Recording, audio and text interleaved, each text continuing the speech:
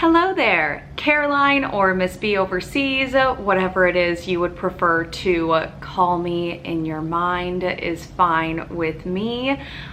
Today I am going to be doing the BOOKTUBE newbie tag, but with a bit of a twist.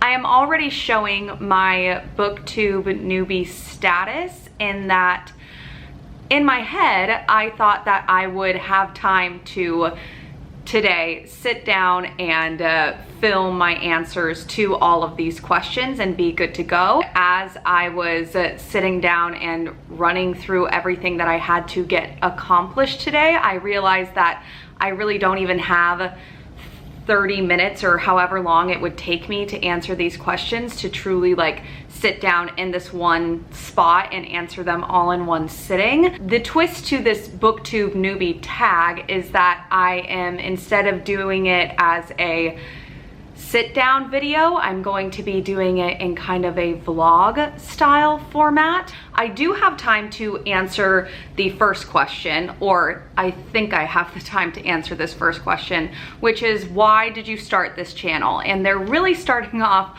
with a question that I could ramble on and on about, so I will try to do the opposite of that. Let's just get this out of the way. I love books, I love reading, I love stories, I love just the concept of what it means to be a reader. Really where I thought I could start sharing my love of reading online started actually a few years ago when I was in my student teaching internship. I created an Instagram that was solely for like teaching and getting ideas for what to use in my classroom. And what I found I was doing in the past year or so is that I was filming BOOKTUBE style videos, and instead of uploading them to YouTube, I was uploading them to Instagram as IGTVs. And I think my whole reasoning behind that was just because Instagram was something that I was familiar with. I was familiar with the platform. I already had people on Instagram that I had formed relationships with, and I had a good community on there that I was comfortable uploading videos for. That's kind of where I really got the push. Was my thought process was, okay Caroline, if you're already going to be filming and editing and uploading these BOOKTUBE style videos to a platform, it might as well be the proper platform, which is YouTube. Okay, so the next question in the BOOKTUBE newbie tag is, what are some fun and unique things that you think that you can bring to BOOKTUBE? So here's the thing. I don't actually know that I can bring anything that new or that unique to BOOKTUBE, just because in the amount of time that I have spent being a consumer of BOOKTUBE videos, I have watched BOOKTUBE grow so much. Really, what I think that I want to bring to BOOKTUBE is just sharing my love of reading and my love of books and my love of stories with other people who feel the same way. I don't think that's new. I don't think that's unique. I think that if you asked any booktuber on here, they would say the same thing. One thing that I think is really interesting in social media in general is that no matter what the focus of your platform is, your personality is going to shine through. If you put enough content out there and you let people into your life, your personality and who you are is going to come across in your content, right? BOOKTUBE is already a niche community within the YouTube platform itself. And then within BOOKTUBE, which is already a niche platform, you have these other niche subsects and communities. And what's great about BOOKTUBE is there's so many different ways that those communities happen. Sometimes it is within the genres that you read, or it can be kind of in the types of videos that you produce, right? Like there are definitely booktubers who really kind of focus on these analytical and in-depth reviews of books, and that's what the focus of their channel is. And in that, their personality shines through. Then there are people in the booktube community who really post more lifestyle type videos that are bookish, and in that their personality shines through. And then also in the booktube community, there are people who create fun experimental videos, and in that their personality shines through. So I guess what I can bring to booktube that is new and unique is just me. Really, more than anything, I just hope that my love of reading and my love of what it means to be a reader shines through no matter what the video is that I am putting out. Okay, last question before I actually leave my apartment and get going with what I have to do for the day is what are you most excited about with this new channel? And I kind of feel like I've stated my excitement already. I think that there is no connection greater than a connection over books, and really I learned that first and foremost from being an English teacher. And what I discovered throughout my years of teaching is that books and stories are the best vehicle in which to connect with students. And when my love of reading got reignited, I learned that not only is it the best way to connect with students, it's also the best way to connect with others. So I am looking forward to forming those connections here on BookTube. I just got to my classroom. I'm sure that the audio quality is terrible because it's so echoey in here. I haven't been here since March, and it's not, I'm not great right now. So I'm going to answer a question that will make me hopefully happy. Why do I love reading? And I think that this question is interesting because I think that my answer has definitely changed and evolved. I have always considered myself to be a reader, but I have definitely gone through points in my life where I have read more than other times in my life. At the end of the day, the books we read are stories, and stories are what connect us to one another. I think that books and stories and characters and perspectives from other authors are the best way to cultivate empathy and to be able to foster and see through perspectives that you otherwise would not be able to if you are living in your own little bubble. Also, just there is no sensation quite like the sensation of getting lost within a story. You start reading when it's light outside, and to come up for air out of a story not having realized that it's dark around you and you're like, oh, I should turn a lamp on. Really, reasons I love reading is because it connects us to other people, it fosters empathy, and I truly do believe that there is magic within pages and within stories that authors tell. Okay, we went from one desk angle to another desk angle. I've officially rearranged the furniture how I want it. Who knows if I'll be able to keep it this way. But I'm feeling better. Was listening to my audiobook while I was rearranging furniture, so I'm feeling a bit more relaxed and happy, which is perfect because the next question is what book/series got you into reading? And I think, like most people on BookTube, we could probably go on and on about this question. There are several different books that come to mind that I loved and I have really fond childhood memories of.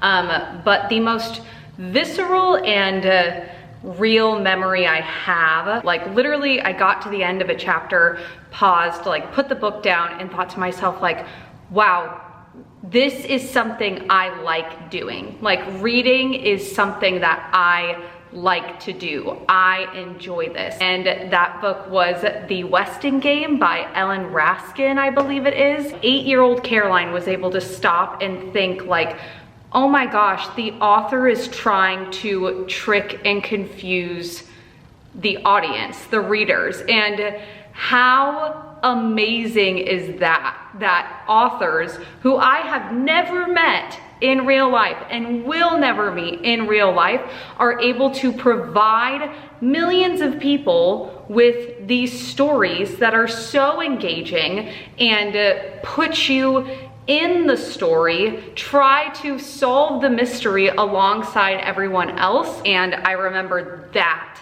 being like, I remember where I was sitting, like how I was reading it, like what time of day it was. And I remember thinking like, because of this book, I am going to say that something I enjoy doing is reading. So yeah, The Westing Game by Ellen Raskin. My camera died while I was at school, so I'm not exactly sure where it left off, but hopefully you enjoyed those classroom setting up montages. My 2 goals were like, move the furniture to where I want it to be moved to, and then also get some stuff up on the bulletin boards. I'm running late to a meeting with my teammate who also teaches 6th grade English, but I thought that even though I am running late, I would stop and answer a question really quickly before I head out the door again. It is, what questions would you ask for your favorite booktubers?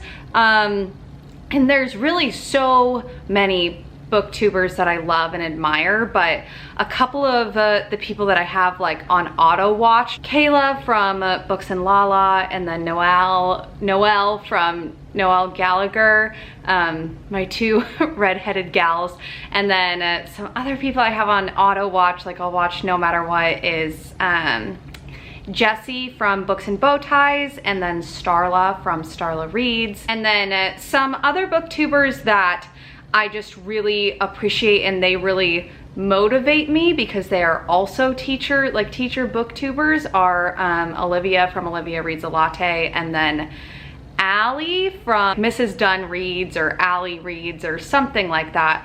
And to all of them, as I am running late out the door, is just how do you manage it all? One of the reasons that I love watching all of their channels is because I feel like they're very real. I feel like they're just always very honest with their audiences, which is amazing, and I think something that's hard to do and it's hard to get comfortable with. I've been rambling for like ever, but I think if it didn't come across, just management. How do you do it all? How do you manage everything? Would be my question for all of those lovely people.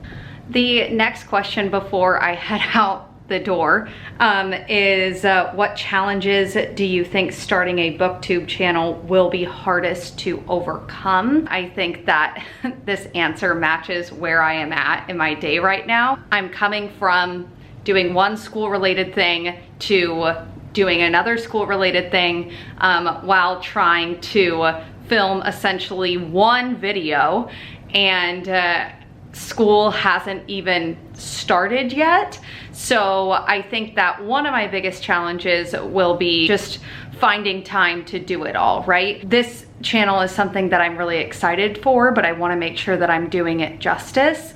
And I want to make sure that, you know, all the parts of my life, I am doing them well and giving them the time and the effort that they deserve. But I am confident that the more I try, you know, with trial and error, it will eventually, hopefully, get figured out. I am back, but considerably more sweaty than when I saw you last. I worked out and I changed my shirt.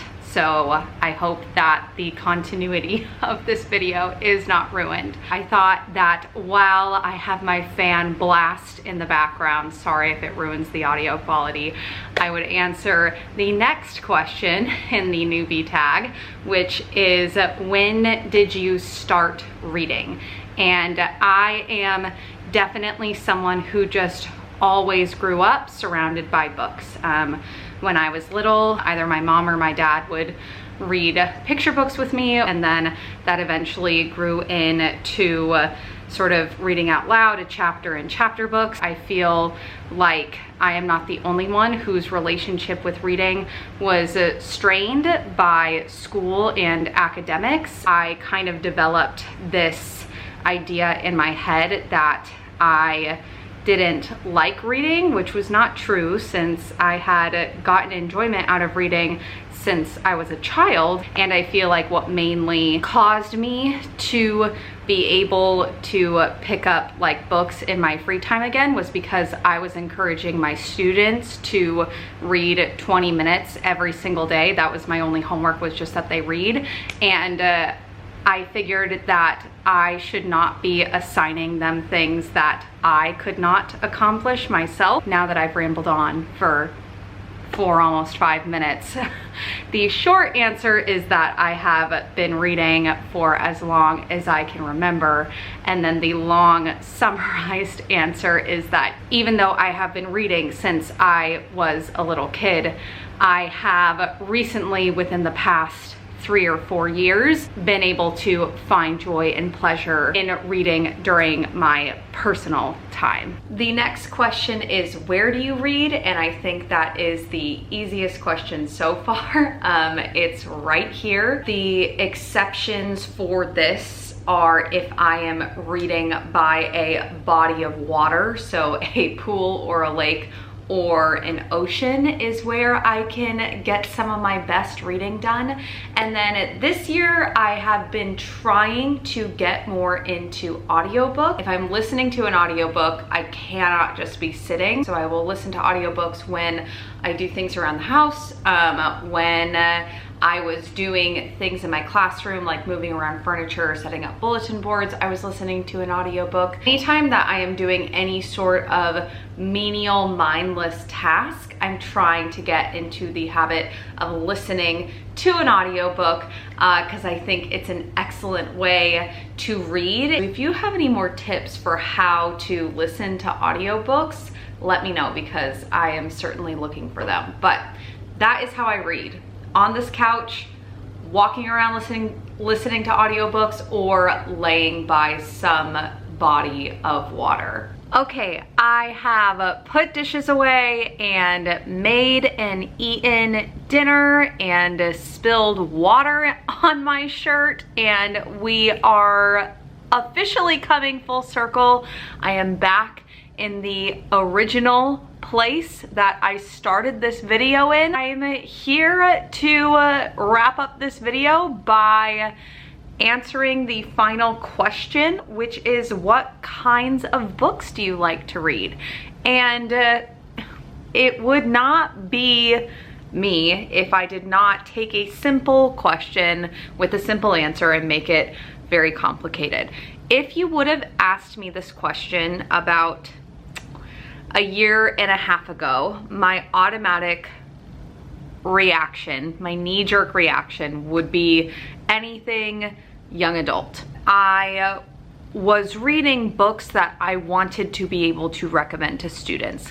So I was hanging out pretty much in the late middle grade, early YA range. But the more widely I read in the YA genre, the more authors I interacted with, that kind of pushed me to take more risks in my reading and discover what my likes and preferences are. So now I'm confident when I'm looking to pick up a book that I know I will like. There are certain things that I look for, and I do believe in like comfort genres or styles of books, just those genres or writing styles that I am really comfortable just kind of picking anything up within them. So some of my comfort genres would be young adult, sci-fi / dystopian fiction, adult literary fiction / memoirs, and then anything, be it middle grade, young adult, or adult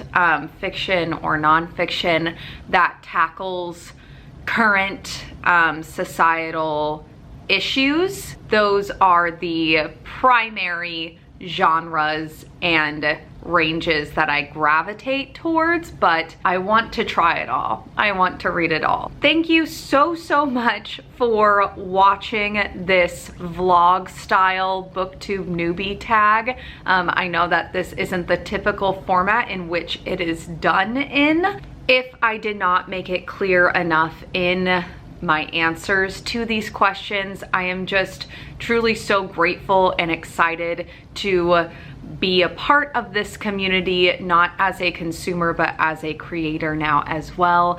And I'm hoping just to connect with people over books and over the love of reading and over what it means to be a reader. Thank you so much. Hope this was something that you enjoyed, and until next time, goodbye.